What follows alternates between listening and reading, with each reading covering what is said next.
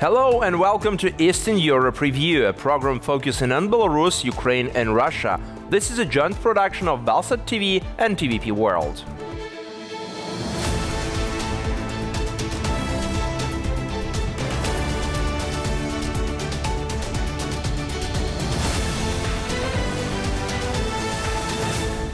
My name is Dmitry Mitskevich and let's take a look at the headlines. A lonely birthday, only 8 foreign leaders congratulate Putin as he hosts CIS summit in Moscow. Putin is using his birthday as one of the few excuses he has left to gather a number of foreign leaders in Moscow, thereby demonstrating that Russia isn't isolated. Age doesn't matter. Russian children jailed for anti-war leaflets. When a teenager writes leaflets against the war, that's normal. 5 years for what? Could have lived peacefully, chose to fight. The story of 2 Ukrainian girls who became drone operators. To kick out those who shouldn't be here.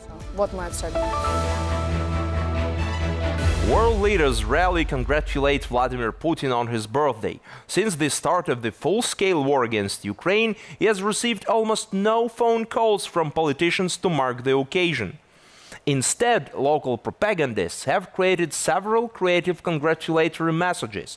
Alexander Lukashenko, of course, traveled to Moscow in person to exchange special gifts with Putin. Fewer and fewer leaders are congratulating Vladimir Putin on his personal celebration. On October the 7th, as he turned 72, Putin gathered the leaders of the Commonwealth of Independent States. Putin is using his birthday as one of the few excuses he has left to gather a number of foreign leaders in Moscow, thereby demonstrating that Russia isn't isolated.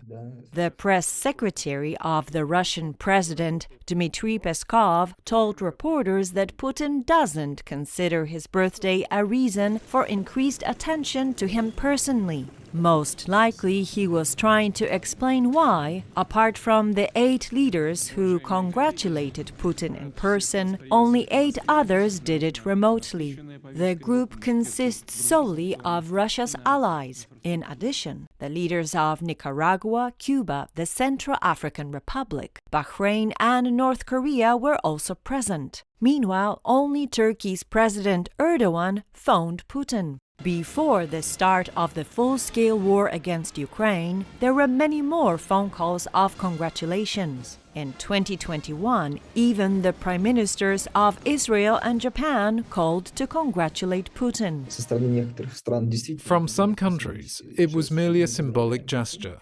In order not to congratulate Putin or engage in communication with him, it's reasonable, for example, to expect such behavior from the West. However, the Belarusian dictator Alexander Lukashenko, an accomplice in the war against Ukraine, could not miss Putin's birthday and was personally present in Moscow. During a solemn ceremony in the Kremlin, Putin awarded Lukashenko the Order of St. Andrew the Apostle, the first called, which is the highest state honor in Russia.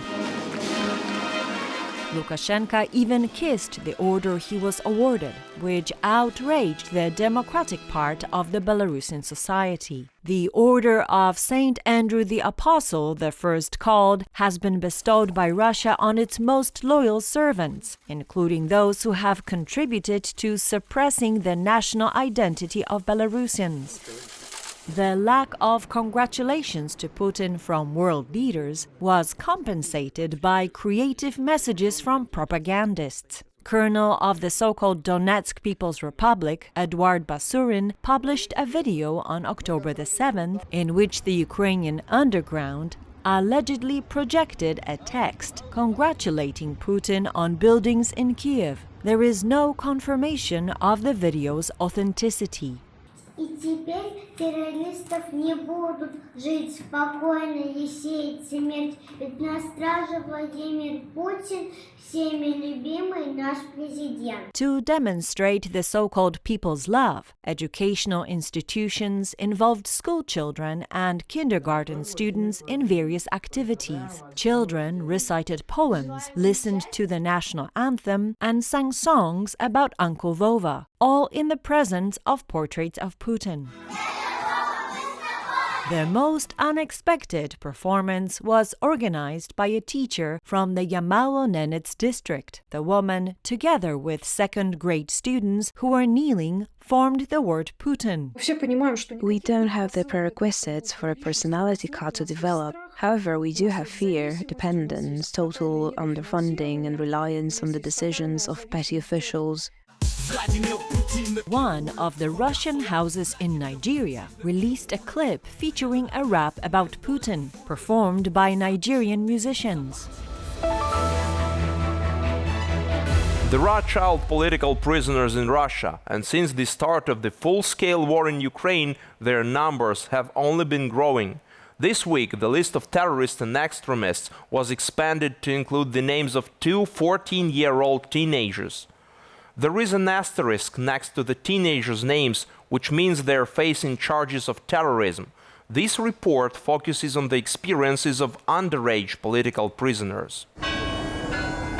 Russian civil society was shocked this week by the news regarding the youngest Russian political prisoner, 16-year-old Arseny Turbin, who was jailed for distributing leaflets criticizing Putin. In a letter to his relatives, he reported that he had been beaten by his cellmate in a pre-trial detention center. Arseny's family fears for his life. The situation is very difficult. It's critical. Azizbek beat me and said it's going to be hell tonight. The night will be very difficult, but I'll hold on. I've experienced something similar before. July the 15th was also a difficult night, but I survived, and in the morning we were transferred. Such incidents do not occur spontaneously in Russian detention facilities, says human rights activist Olga Romanova. Such things can't happen without the knowledge of the operational staff of the pre-trial detention center, and they may even be initiated by them. I'm sure that this pressure isn't happening by chance. After the story became public, the boy was moved to another cell. On June the 20th of this year, 9th grader Arseny Turbin was sentenced to 5 years in prison. According to state investigators, Turbin allegedly joined the Freedom of Russia Legion. However, the teenager stated that he had not joined the Legion, which is participating in the war on Ukraine's side. He was 15 years old at the time. Human rights activists from the Memorial Group, a 2022 Nobel Peace Prize laureate, have recognized the boy as a political prisoner. The charges seem far-fetched and unfounded to us. Turbin obviously didn't carry out any actions of a terrorist nature, nor threaten territorial integrity or the constitutional order. All of this was actually invented by the investigator. Human rights activist Olga Romanova asserts that this is precisely the reason for the pressure being exerted on Arseny Turbin. They're forcing him to admit in every possible way that he didn't come up with this himself. When a teenager writes leaflets against the war, that's normal. 5 years for what? In the eyes of the public, he's a good guy, a decent person. But if he'd been prompted by the Ukrainian special services to write all of this, it would be a completely different story. According to human rights activists, teenagers often fall victim to provocations by security forces or are persecuted for their anti-war stance. Contrary to popular belief, the worst prisons in Russia are those for women and children. This is primarily because there are no established rules within them. Arseny Turbin is not the only teenager accused of supporting Ukraine. 17-year-old Yegor Balazaykin was sentenced to 6 years in prison under the charge of attempted terrorist act for 2 unsuccessful attempts to set fire to military registration and enlistment offices, during which no one was injured. 17-year-old Lyubov Lizunova was sentenced to 3.5 years in prison for graffiti that stated death to the regime and for a post on a Telegram channel expressing approval for the arson of military registration and enlistment offices. Lizunova faces charges of inciting terrorist activity and extremism, as well as vandalism motivated by political hatred. Ukrainian women operate combat drones under the same conditions as men in the Zaporizhzhia region. 2 women from the UAV unit of Ukrainian territorial defense operate different types of drones. Our correspondents learned how they persuaded their commanders to let them become drone operators and what it's like to transition from civilian professions to military roles. I work with quadrocopter, while the other girls operate different models such as FPV and DJI Mavic. Valeria and Maria are drone operators in the 128th Independent Territorial Defense Brigade. Despite joining the army at different times and coming from different cities, they are united by the same goal: to kick out those who shouldn't be here. Valeria joined the army voluntarily. In civilian life, she was studying ecology. She explains that initially she had to convince her parents and then present her case to the commander to be accepted into the unit. I was studying and was 21 years old, so I needed my parents' permission. I approached them and said, "Okay, just say you agree. We need an application form." We disagree. I insisted, "No, you need to say that you agree." "No, we disagree." I said, "Yes, you should sign that you agree, as it's something I truly want." Eventually, they signed it because I wouldn't have been accepted without that application. Valeria signed a contract with the Armed Forces of Ukraine and became an officer. She also trained as a combat medic and a UAV operator. After completing her training and participating in reconnaissance missions, she was first assigned to artillery fire spotting. This particular drone is responsible for long-range reconnaissance behind enemy lines. We can identify enemy positions, assess their fortifications and locate their long-range artillery. Today we're conducting artillery spotting for the first time since we've just come back from training. Tattoos, piercings, and a strong desire to be useful while learning new skills define 20-year-old Maria. She was mobilized into the Armed Forces of Ukraine through the Army recruitment program. She explains that she has been interested in technical knowledge since childhood, which is why she chose the Unmanned Aerial Vehicle Unit.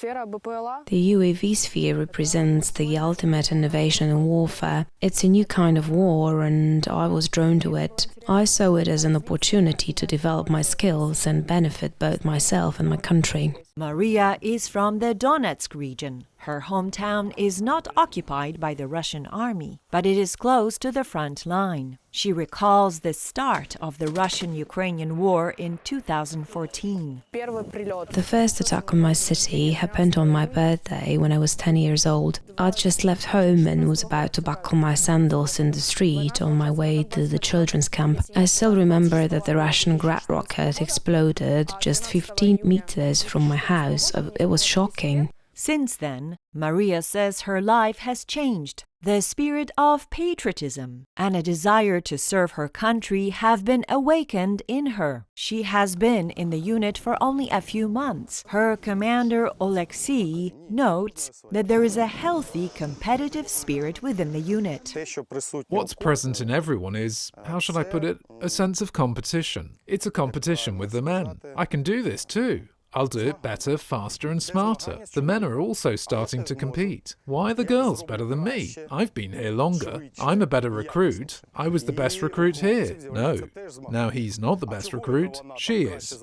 According to Oleksiy, in addition to their military duties, the young recruits lead normal lives. They get to know one another and spend time together. When their commanders allow it, they go to the movies, cafes, and beauty salons. Life goes on. You can't simply erase life during a war. It still exists. Without ordinary life, they can't fight. That's all for today. Eastern Europe Review will be back next Sunday. Please stay with TVP World and stand with Ukraine.